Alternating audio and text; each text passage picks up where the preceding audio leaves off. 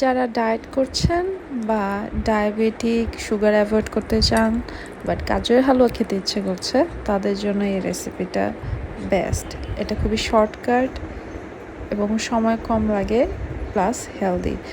Great করা এভাবে গাজর নিয়ে তার মধ্যে কিছু ডেটস দিয়ে দিচ্ছে, আপনার প্রেফারেন্স অনুযায়ী কম বেশি দিতে পারেন, চাইলে সাথে স্টিভিয়াও দিতে পারেন। দিয়ে দিচ্ছে মিল্ক, তারপর এটা কিছুক্ষণ বয়েল করে ব্লেন্ড করে নিব। এদিকে আমি নিয়ে নিলাম ঘিয়ের মধ্যে কিছু দারচিনি, এলাচি এটা ভেজে নেব। যেভাবে আমরা হালুয়া বানাই ঠিক সেম প্রসেসেই আমরা এটাকে ভেজে নিচ্ছি।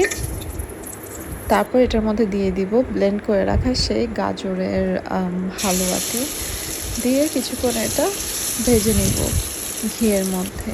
এটা কিছুক্ষণ ভাজতে ভাজতে কিছুটা শুকিয়ে আসবে। তারপর এটা বেশ কিছু সময় ধরে রান্না করতে হবে, যেভাবে আমরা হালুয়া করি যেন এটা আরও ঠিক হয়। চাইলে সার্ভ করার সময় আমরা কিছু নাচ দিয়ে নিতে পারি। এটা ঠান্ডা সার্ভ করতে হবে। আর এটাই হচ্ছে ভেরি হেলদি ইজি